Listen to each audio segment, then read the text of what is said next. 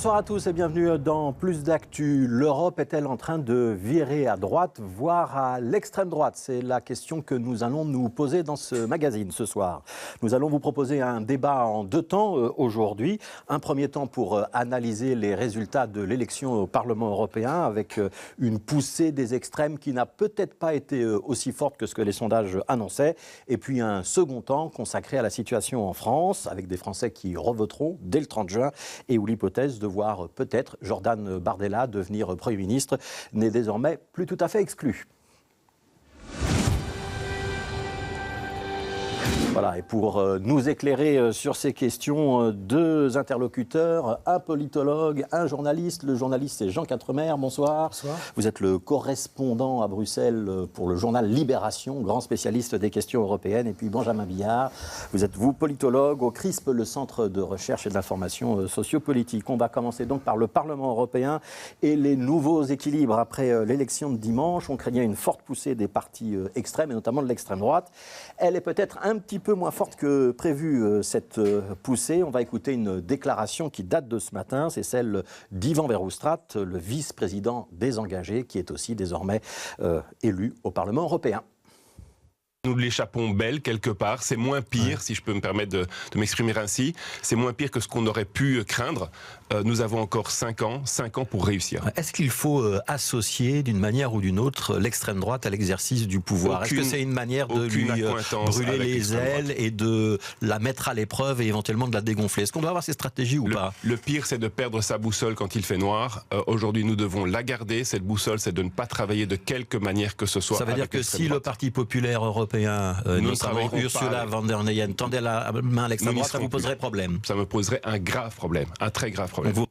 Alors un grave problème, on y reviendra dans un instant avec Jean Quatremer, mais l'idée que la progression de l'extrême droite est moins forte que ce que les sondages avaient annoncé, c'est correct, c'est pas correct, Benjamin Billard? Selon les pays, évidemment, selon les formations politiques. Si on va en Allemagne, il y a quelques mois, en effet, l'AfD était créditée de davantage de points de pourcentage. Néanmoins, ça reste une progression très importante. Et de manière globale, on voit quand même une poussée de l'extrême droite assez importante s'opérer sur le plan partisan, mais je dirais même plus en termes de circulation des idées de l'extrême droite, qu'on voit de plus en plus parfois épousées par des représentants politiques issus de formations dites traditionnelles, mais qui les poussent dans la même direction. Ça veut dire qu'il y a une forme de contagion, si on peut employer ce terme-là? Ou de banalisation, en tout cas, des idées de l'extrême droite, me semble-t-il. Alors, on l'a échappé belle, disait Ivan Verhofstadt. C'est votre sentiment aussi ou pas, Jean Quatremer? Non, en fait, ça dépend de ce qu'on entend par extrême droite, parce qu'il y a les droites radicales et l'extrême droite. En plus, l'extrême droite au Parlement européen, elle est extrêmement éclatée. On va dire,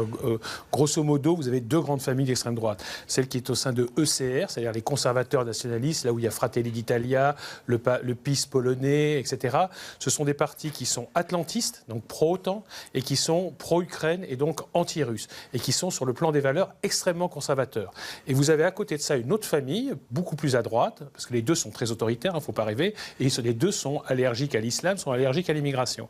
Et la deuxième famille, c'est Identité et démocratie, qui est le groupe où siège le Rassemblement national, mais aussi le PVV de Geert Wilders, où vous avez aussi le Vlaams Belang, etc., qui est de l'extrême droite dure, mais qui est, elle, pro-russe, anti-atlantiste, très eurosceptique, plus que le CR encore, et sur le plan des valeurs, en revanche, assez libéral, c'est-à-dire qu'ils ne mettent pas en cause le droit des femmes, le droit à l'avortement, le droit des homosexuels, etc. Donc c'est beaucoup plus tolérant. Donc vous voyez, et ces deux familles ont le plus grand mal, elles essayent de s'allier depuis 2 ans, 3 ans, et elles n'y arrivent absolument pas. Ouais. Alors, on va peut-être préciser une chose, c'est qu'on n'a peut-être pas une impression d'une grande poussée d'ensemble, mais il y a quand même des États où l'extrême droite est arrivée en tête lors du scrutin de dimanche. C'est le cas de la France, on en reparlera tout à l'heure, mais il y a aussi l'Autriche, l'Italie, c'est-à-dire qu'il y a quand même une poussée réelle. On ne peut pas parler de raz-de-marée, mais il y a une poussée. Il y a une poussée réelle. On pourrait même y ajouter certains pays comme le Portugal, où l'extrême droite était faiblement représentée, voire absente il y a encore quelques années,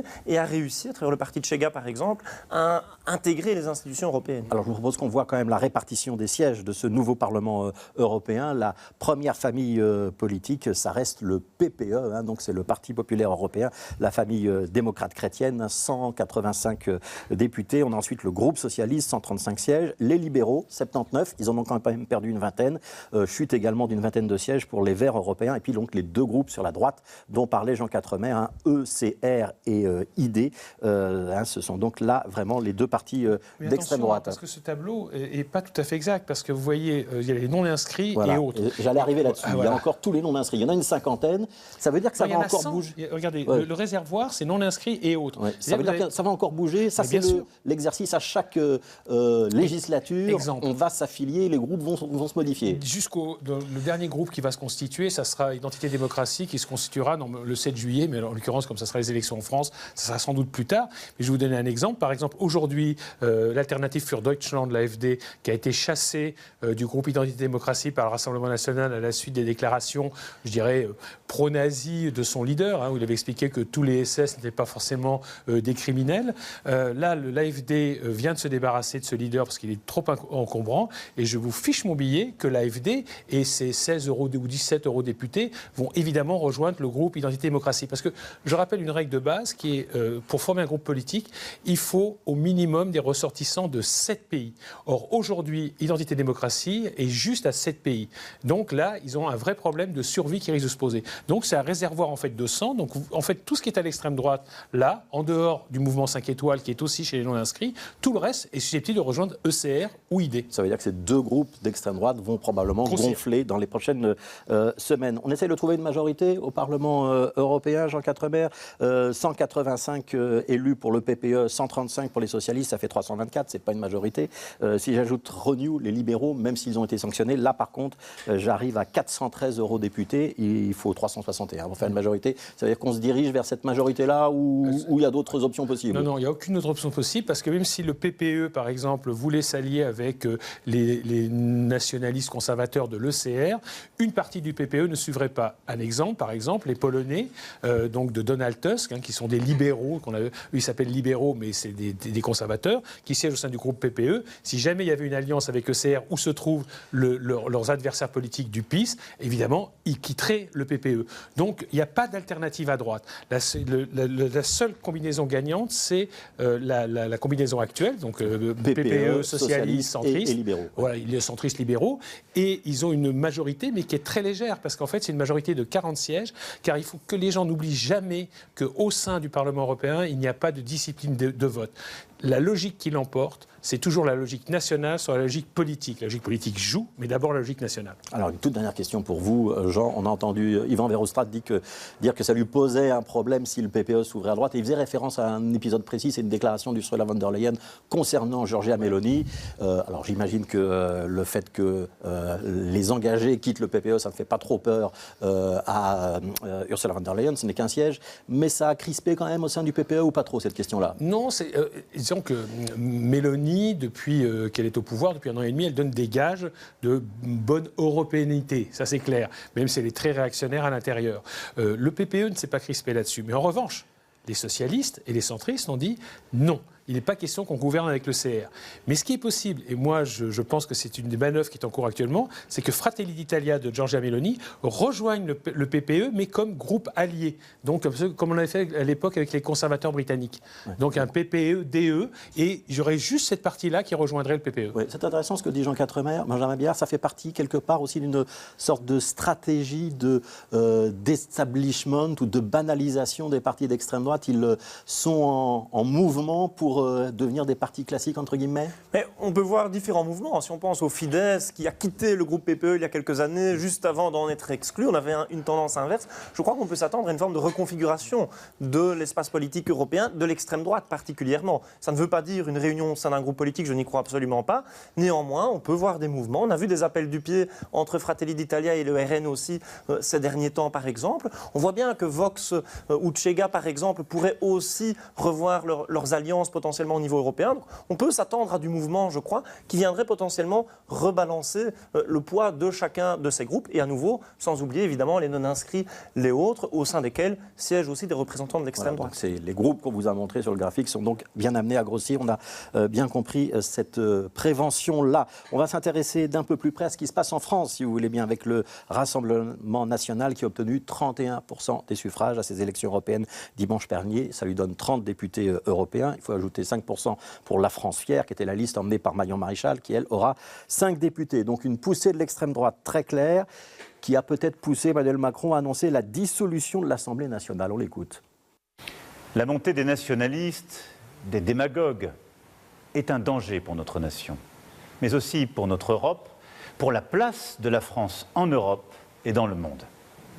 À cette situation s'ajoute une fièvre qui s'est emparée ces dernières années du débat public et parlementaire dans notre pays.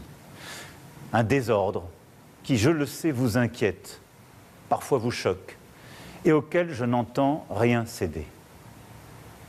Or aujourd'hui, les défis qui se présentent à nous, qu'il s'agisse des dangers extérieurs, du dérèglement climatique et de ses conséquences, ou des menaces à notre propre cohésion, ces défis exigent la clarté dans nos débats, l'ambition pour le pays et le respect pour chaque Français. C'est pourquoi, après avoir procédé aux consultations prévues à l'article 12 de notre Constitution, j'ai décidé de vous redonner le choix de notre avenir parlementaire par le vote. Je dissous donc ce soir l'Assemblée nationale. Que la parole soit donnée au peuple souverain, rien n'est plus républicain. Cela vaut mieux que tous les arrangements, toutes les solutions précaires. C'est un temps de clarification indispensable. J'essaye de résumer pour ceux qui ne suivent pas trop l'actualité française. Défaite du camp présidentiel aux élections européennes et du coup, donc, on dissout l'Assemblée nationale. Les Français remonteront le 30 juin. Premier tour, 7 juillet pour le second tour. Benjamin Billard, est-ce que vous comprenez la logique? Est-ce que vous êtes surpris par cette décision d'Emmanuel Macron ou pas? Je vais l'écouter avec passion parce que moi, je n'ai pas compris. Donc je veux dire, on pouvait s'attendre d'une certaine manière depuis 2022 à une dissolution en cours de législature si on considère que la majorité était quand même plus que fragile puisqu'elle n'était pas majoritaire tout simplement et que le gouvernement de Mme Borne, de M. Attal depuis lors, sont des gouvernements minoritaires assez difficiles dans la gestion de la chose publique. Après, le moment auquel intervient effectivement cette dissolution est une surprise, d'autant plus qu'on sait que c'est une réponse directe à ce que Jordan Bardella, le leader du RN, avait non pas demandé, mais réclamé, exigé d'une certaine manière. C'est aussi une manière, finalement, d'assumer cette défaite aux élections européennes, qui ont quand même été un scrutin particulièrement nationalisé, il faut le rappeler. Ouais, c'est quoi la stratégie derrière pour Emmanuel Macron? C'est essayer de démontrer qu'il n'y a pas autant de Français qui votent pour le Rassemblement national lorsque c'est une élection nationale, ou c'est pour éprouver le Rassemblement national et le mettre sous le feu du pouvoir? Il y a plusieurs hypothèses, je pense. Soit regagner en légitimité en essayant de redorer un petit peu cette majorité aujourd'hui, majorité relative. Deuxième hypothèse, effectivement, si le RN devait remporter une majorité absolue, une cohabitation viendrait alors s'ouvrir, ce qui permettrait potentiellement pour les rangs macronistes de pointer du doigt davantage l'incapacité à gouverner du RN, montrer davantage ses faiblesses, notamment dans son travail avec l'administration pour ce qui concerne la mise en œuvre des décisions. Alors, Jean Quatremer, quelle est la bonne hypothèse? Parce qu'il y en a une troisième. Non, franchement, ce qui dans cette histoire est totalement hallucinant, c'est que le président de la République, vous montrez ce que c'est que la France, hein. Le président de la République, seul, décide de son futur. Moi, ça ne me dérange pas, hein, c'est son problème.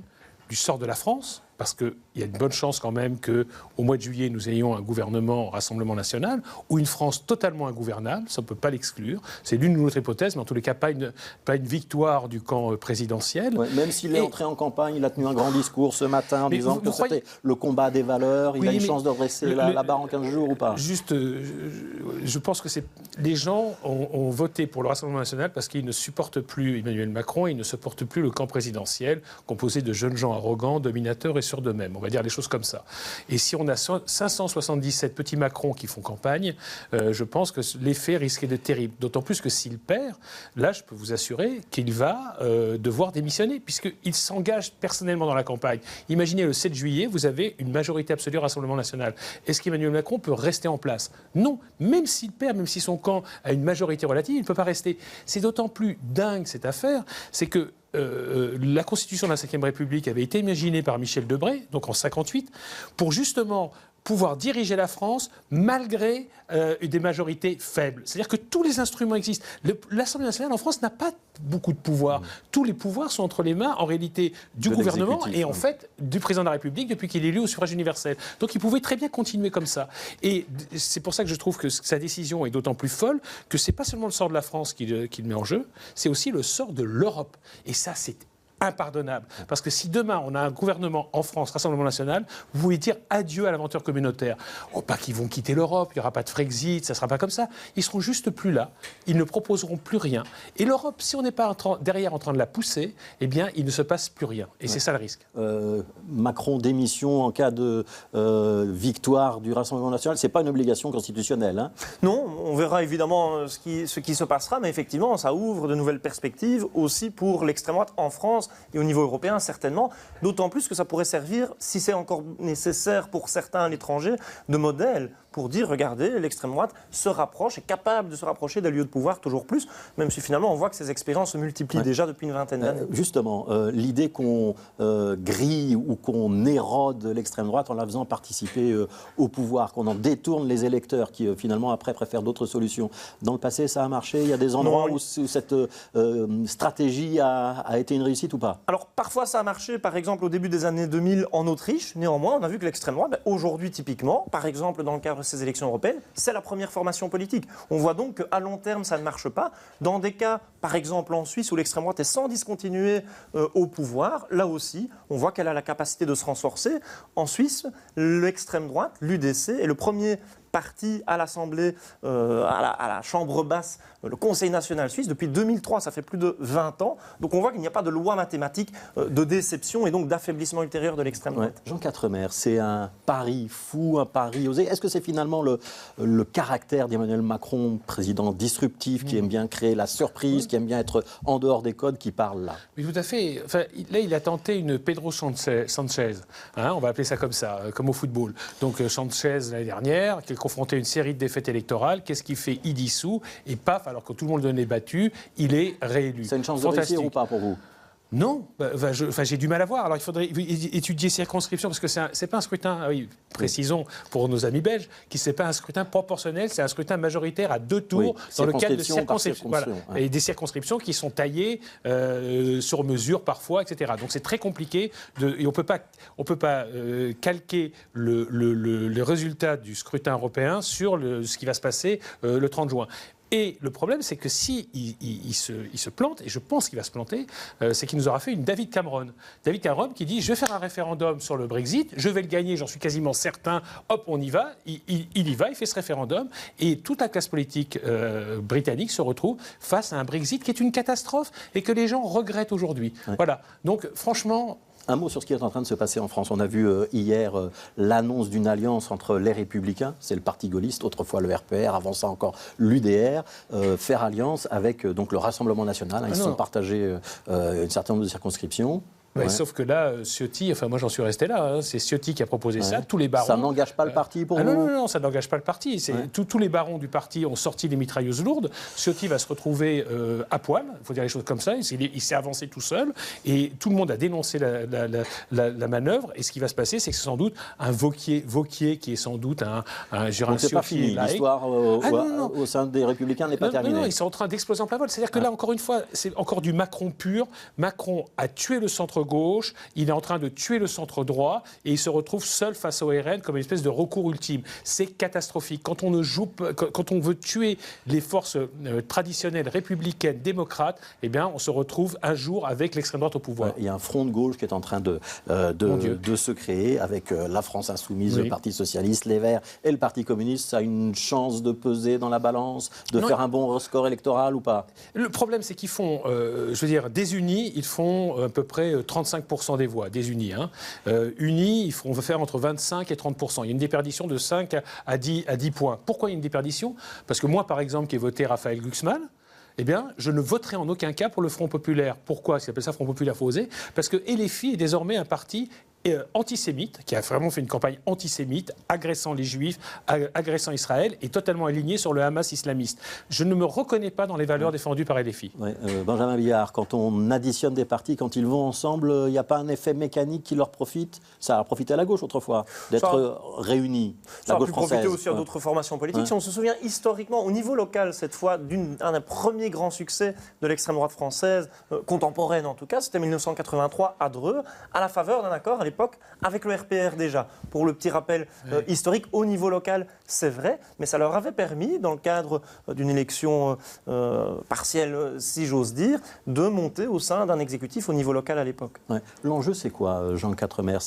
On a donc ces législatives. Après, il va se passer quelque chose pendant 3 ans. On verra si c'est une cohabitation ou autre chose. Et puis, c'est la présidentielle de 2027 qui est déjà l'objectif stratégique. La présidentielle pourrait avoir lieu dès le mois de septembre. Vous continuez de penser qu'il y aura une démission du président de la République? C'est tout à fait possible. Mais donc, il joue à la roulette russe. Il joue à la roulette russe, mais peut-être qu'il joue sur le temps long, en se disant que comme ça, comme il ne peut pas se représenter une 3e fois, la Constitution française l'interdit, il se dit, comme ça va être un bordel noir pendant 5 ans, et je reviens en 2032 et je me présente comme un recours. Et là, il peut faire un 3e mandat. Là, il nous fait une Poutine, on va dire. Voilà, vous lui prêtez quand même des intentions machiavéliques. Mais je pense que là, vu la façon dont le président s'est comporté depuis 7 ans, on peut lui prêter un certain nombre d'intentions machiavéliques, c'est-à-dire que la façon dont il a négligé le pays, dont il a attaqué l'état de droit par des tas de lois d'exception, notamment des lois antiterroristes, les lois au moment du confinement. Je ne sais pas si vous vous rappelez, on a un état d'urgence sanitaire maintenant qui est introduit dans notre droit. Il a petit à petit attaqué, je dirais, les fondements de l'état de droit. Quelque part, il a préparé l'avènement du Rassemblement national. Et moi, je suis terrifié par ce qu'il vient de faire. Il vient de pousser le pays dans le précipice. Alors, il espère que, comme vous savez, comme dans les dessins animés, là, brutalement, le coyote tombe, et puis au dernier moment, hop, il s'arrête, vous savez, à quelques centimètres du sol. Le problème, c'est que dans la vraie vie, généralement, quand on tombe dans le vide, on s'écrase. Alors, je vais retourner vers Benjamin Billard pour un mot de conclusion. Je voudrais, pas une comparaison, mais souvent on dit la Belgique, c'est instable, c'est compliqué à cause du scrutin proportionnel. Regardez la France, ils ont un scrutin majoritaire, ils ont des majorités claires et c'est beaucoup plus stable. Ça veut dire que tous les politologues ou tous les hommes politiques qui nous servaient ce raisonnement depuis des années se sont trompés. Les démocraties, souvent, sont complexes en soi et c'est fort heureux. C'est justement une de ces spécificités d'avoir des contre-pouvoirs aussi, notamment, qui interviennent. Si on regarde l'Espagne, si on regarde les Pays-Bas, par exemple, en 2023, il y a eu des élections et les résultats n'ont pas été faciles à concrétiser à travers une majorité parlementaire. Donc on voit que l'instabilité, on la retrouve un peu partout, même si c'est vrai que souvent la Belgique fait quand même figure de bons clients en la matière.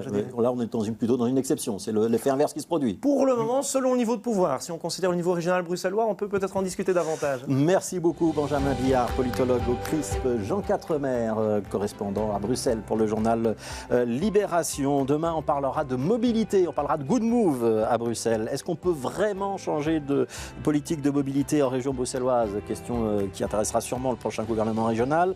Et est-ce qu'on peut tourner le dos à ce qui a été mené ces dernières années? Donc débat demain à 17h. Et puis demain matin, dans notre matinale, on recevra Nabil Boukili du PTB et Thierry Gertz, qui est le nouveau président de BESI, la Fédération des patrons bruxellois. Continuez à bien vous informer et à demain.